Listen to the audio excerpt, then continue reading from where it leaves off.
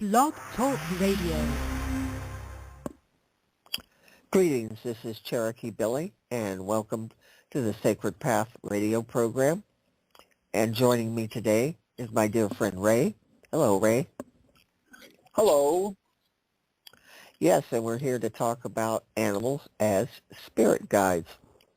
Many people don't think about that, animals as guides, but they are. Throughout history, like with the Celtic and the Native Americans, they always looked at animals as for guidance and direction. You will always find that throughout different teachings and writings from these cultures. And many people may be familiar with it, but the point is, it can even be your pet that is passed on, can be a guide. I know for me, one of my pets, her name was Isis, a cat. She is still around, very powerful in spirit. And I've seen what she's doing in the spirit world.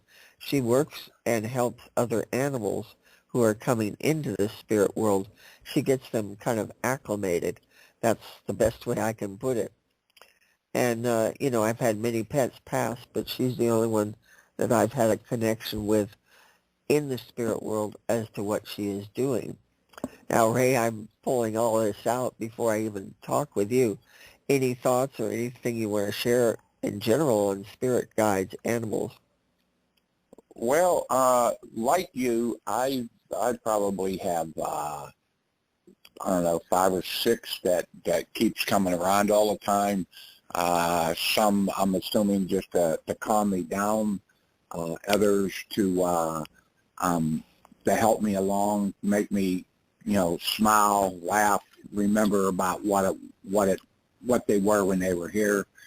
So yeah, I mean, they're still around. I may not see them as often as I would like to, but I know they're still around. And like you said, well, you have one, but people may have a whole bunch, 4, 5, 10. They would, they come, they visit you, they try to help you however it is that you need help, whether it be calming down or telling you what is good, what they think you should be doing, what you shouldn't be doing. Yes, and this frequently happens with an animal who is our pet, our love, our baby, and they pass on. But I want to bring up about also animals that are not our pets, that can be spirit guides. Starting from a young age, when I was a little kid drawing, I would draw owls, and I drew them all the time, and I liked owl pictures or figurines, collected things, and I didn't know at the time, of course, that the owl represents clairvoyance, which I do have that gift. And when I found out, I went, whoa, so this is why I was always so attracted to owls. I had no idea. But things like that, like what I'm bringing up about as a child, drawing that animal, something that pulls you to an animal that you may never have seen. I've never seen an owl. I've heard them in the trees, but never seen one in the wild. But it was always there, for me. And people may have similar experiences about feeling drawn to a certain animal. Like for you, Ray, I feel you're drawn a lot to the horse. That's one of your power animals, one of your spirit animals, is the horse. Very much. Yeah, I don't know if I've I ever agree. done a reading. I do a personalized reading for people, and it's really well-written document of your different spirit animals. And I don't think I've ever done one for Ray, but I'm telling him now that, I know the horse is one of his, and there's a lot of reasons. Horses represent so much. I think they represent the biggest thing, freedom of spirit. That's what I've always picked up with them. But they are powerful guides. And I have communicated with horses doing pet communication. And they're very interesting animals. I've never had a horse like you, Ray, but they are very interesting, very intricate, fascinating animals. and they will protect you with their life. Just like some dogs, they will protect you with their life. The horses will protect you with their life. It has done for me. Unfortunately, there wasn't any need for protection because it was a cop coming down the path, but the horse didn't know that. So, you know, he was protecting me by not letting me get in front of him. Right, and they will do that. This is, you know, back to, that was in the physical, but let's go back into the spiritual side. An animal as a spirit guide, they can give you warnings. They can come to you for many things. They can't even be there in the moment of crisis. You just can't tell exactly about it. But again, I have an intricate, detailed reading I do for you on spirit guides, and I've gotten some very fascinating answers about animals as guides. Well, I'm going to have to get one of those from you. Yes, I just realized I've never done one for you. I've done so many other services I couldn't remember.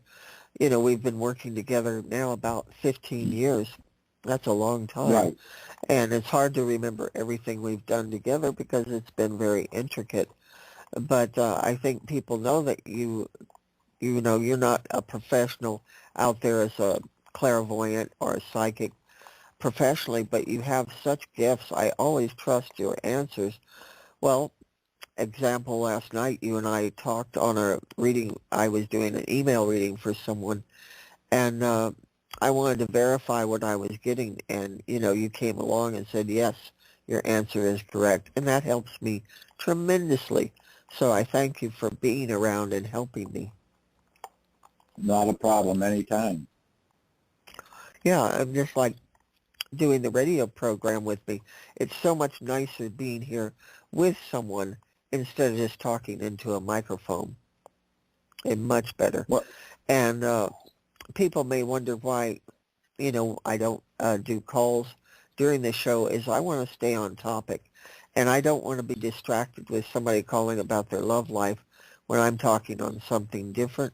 And I like to keep my focus on what I'm doing. So many people may have wondered, but that's the reason. We've gotten some strange calls when I opened it up, as you know, Ray. We've been doing this show.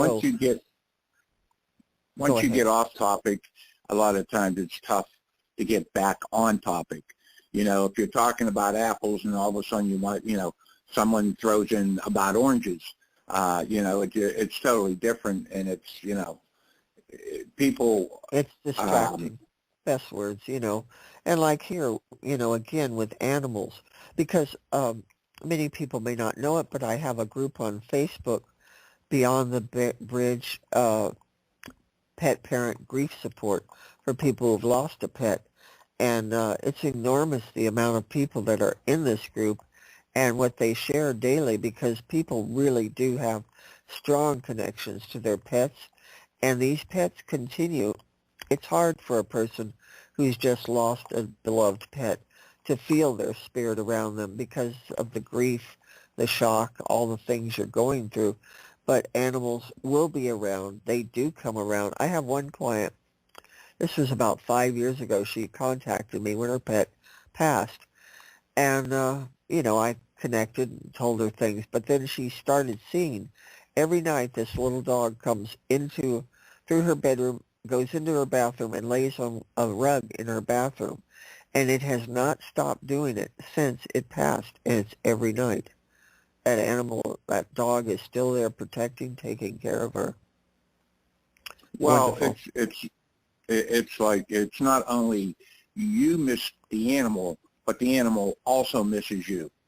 I mean, as long as you treated the animal, you know, nice and like part of the family, out of a lack of word to use, the animal's always going to be around. You know, I still feel my 3 or 4 dogs that I could pop off my head, a horse and a pony that I had. I could, not so much the pony, but the horse, I could still feel them around all the time. So, I mean, yes, and that can occur.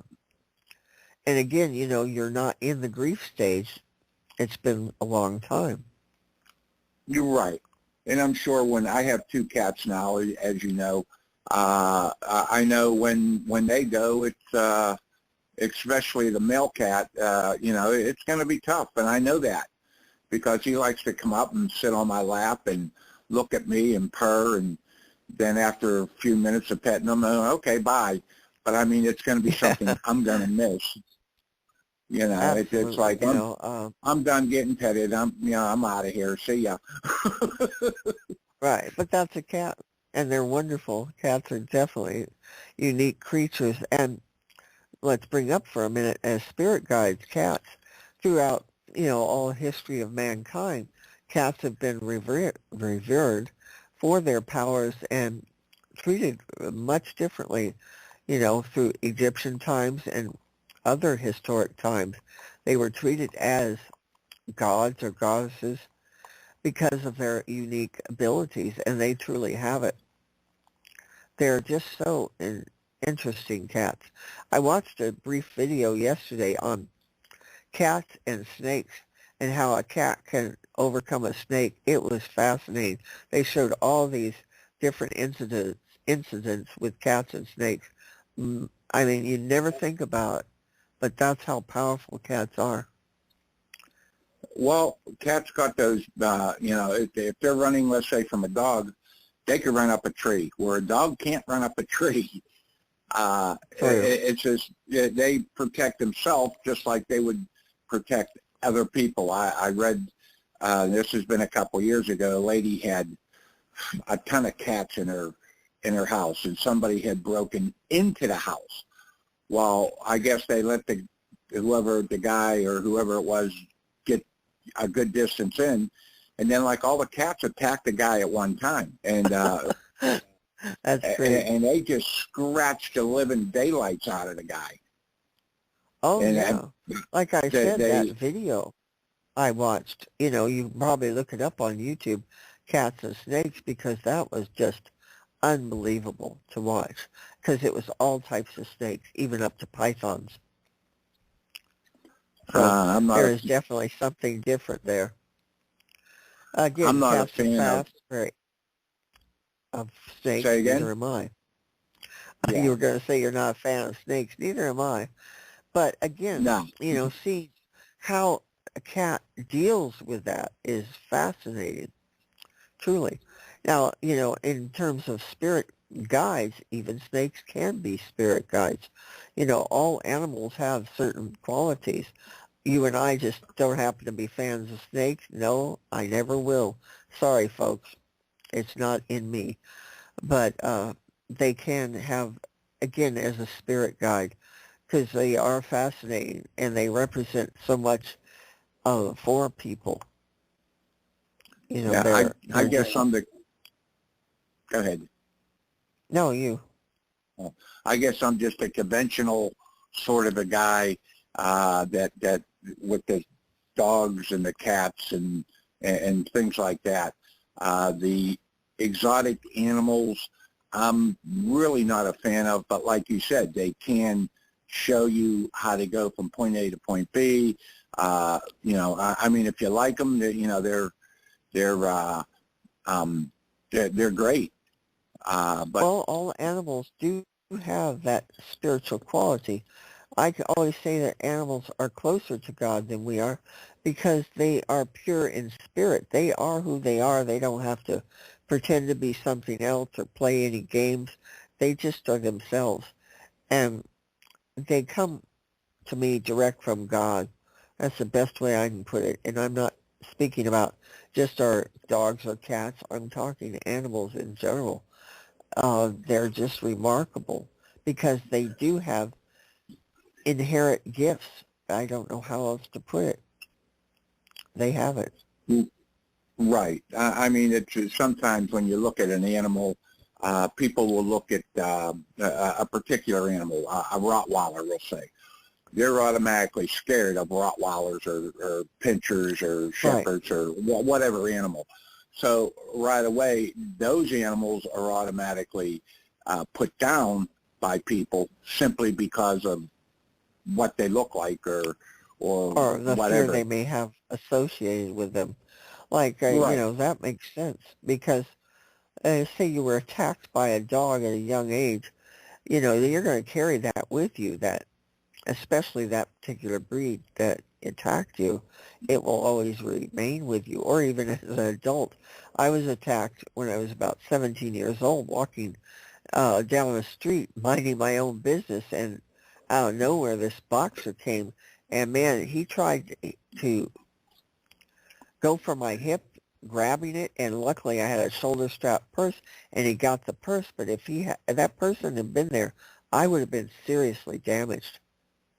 And to this day, I have a problem with that breed of dog. It's not one that I'm fond of, definitely not, because I've never understood why that happened, because I always had such a good relationship with animals. Well, And again, I didn't even know the animal was there. It just, boom, was suddenly there attacking. It's like, for me, I had a boa constrictor, python, tried to have me for lunch. And, Oh, yeah. I mean, it wasn't in this country, it was in another country. And, he tried to have me for lunch, and that's, I just said, you know what, it ain't going to happen. But, even before that, while I was really only dealt with gardening. How did you get away from this incident? How can I say this? I don't know how else to say it, but I had my knife, and I just chopped them up in little pieces and threw them out to the guy. Again, well, you were in survival, and that is important. People have to understand, this I know is when you were in Vietnam in the war. And if you've never lived in the circumstances Ray has, you wouldn't quite understand. He is a war veteran, and he's seen so much action, and you've had experiences with your angels over there, and so many magnificent things happened for you. I thank God I did have some angels that were there protecting me up one side and down the other, or else I often wonder how not only me, but a lot of other people, how we even made it out of there. There's definitely, angels in those times, in war. The angels are there. They're trying to help.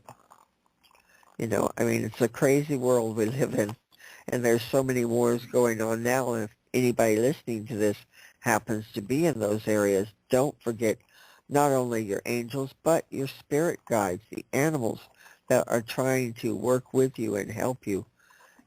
Tap into them. Ask in a meditation, who is my guide? And you may be surprised what you find out. Well, that's like a lot of the soldiers that work with the dogs. They, the dogs, get taken off them. They get to another handler, and then the guy, whoever, or the guy or woman, requests the dog after he's retired, and the dog just looks at him and may not recognize him in a second, but all of a sudden that tail starts to wag, and they know, hey, you know what? You're my buddy. I helped you. You helped me.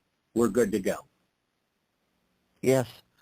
And, you can call in a spirit animal. We're talking about, like, say, something you're not familiar with, like a hawk, a great example. Call it in and ask it to help you soar above everything so that you have a clear vision, from the view of a hawk.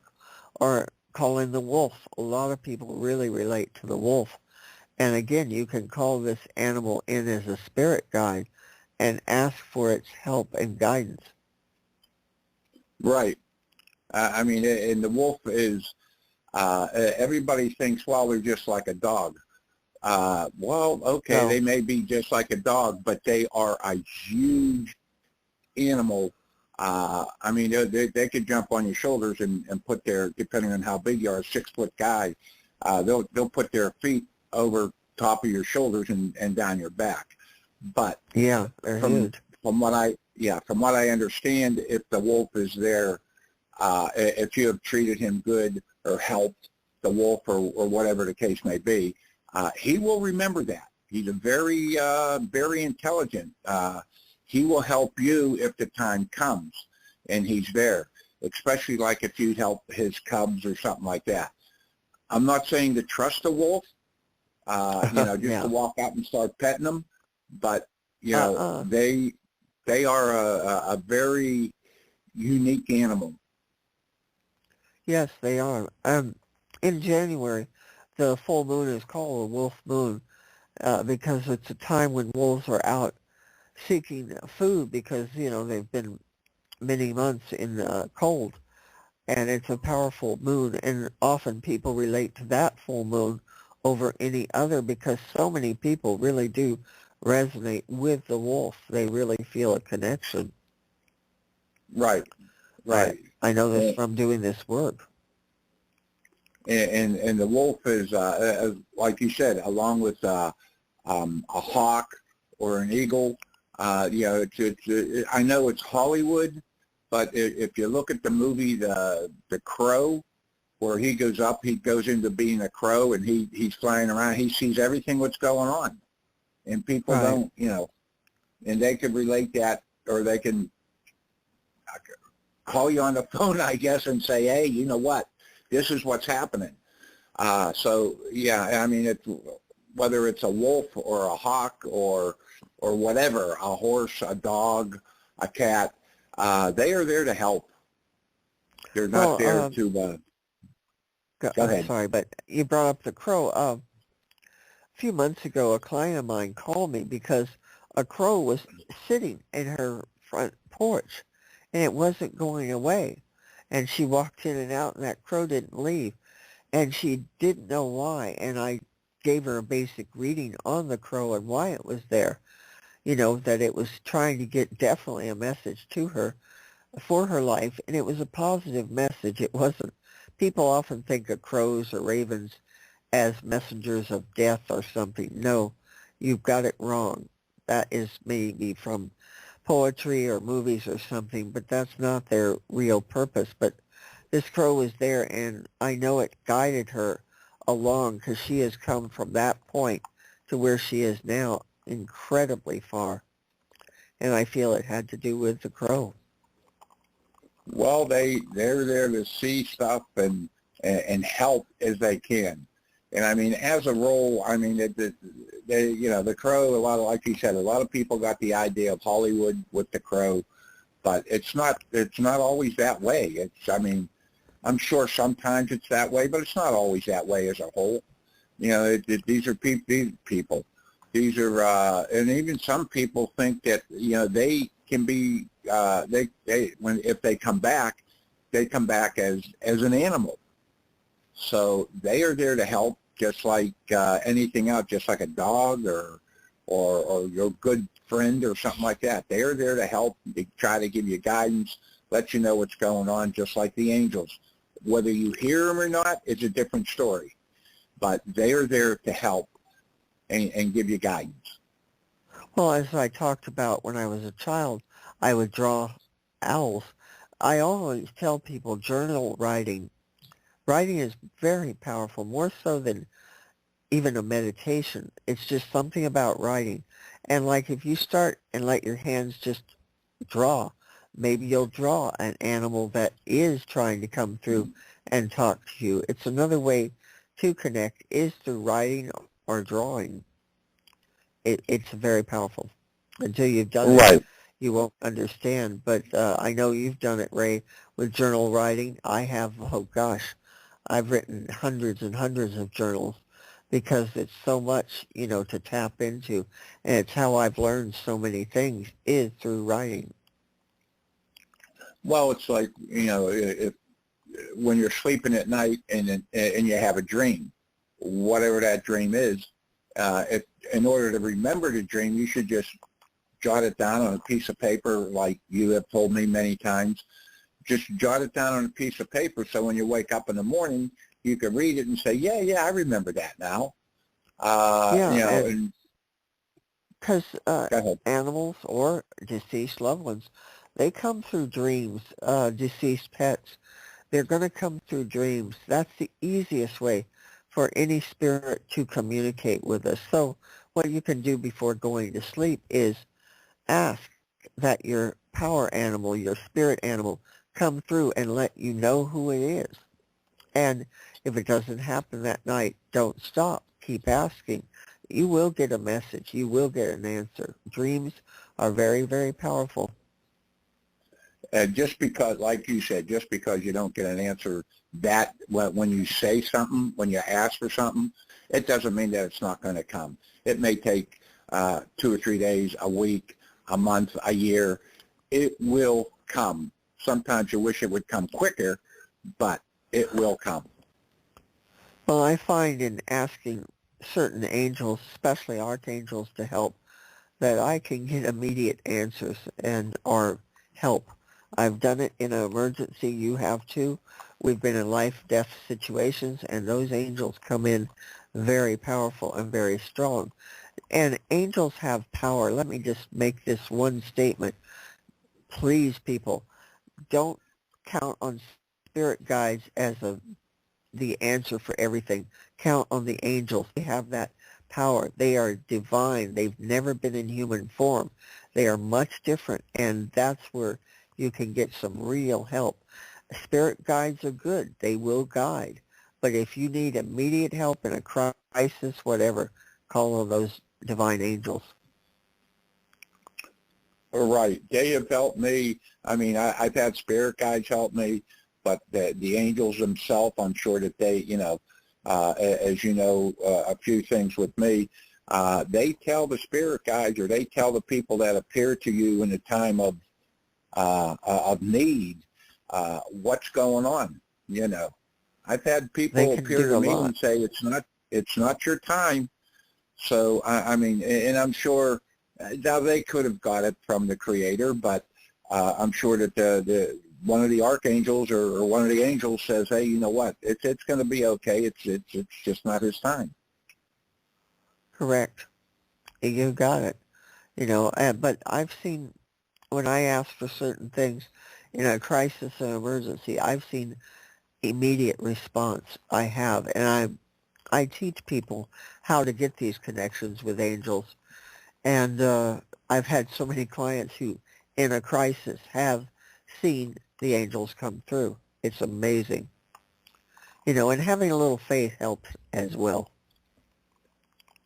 Yeah. You always got to have faith. I mean, like everybody else, you get disgusted. Hey, you know what? You're not giving me my answers. I'm tired of dealing with this stuff. But you got to keep the faith going. Exactly. Faith is what gets you through everything. And faith is difficult because you can't see it. You can't maybe feel it. You can't maybe hear it. That's when faith has to step in and have that belief, that trust that there is something more beyond this world, beyond this dimension. When you can see beyond it, you will see further than you ever thought you could. Well, it's like Jesus said, I forget, he was talking to the apostles. He says, it's easy. It's going to be easy for you because you see me. He says, but what about everybody who has not seen me and has not talked to me? That's where faith came in. Yeah, and that's what he said. That's where the faith comes in, and faith has to be there. It does, and that faith is believing without proof, folks. So remember that. Now we're down to just like the last few seconds here of the program. Anything you want to conclude with, Ray? Just listen to the animals. Ask for the angels, and listen to the animals, whether they be with you now or they have crossed over the Rainbow Bridge. Because they do speak in their way, and I have heard them. Like I mentioned, Isis, when she was alive, she spoke in clear English. Amazing animal. I've never encountered any like her. But thank you for being here, Ray, and thanks to everyone who listens to these programs. Your feedback is really valuable, and you be blessed now and always. God bless.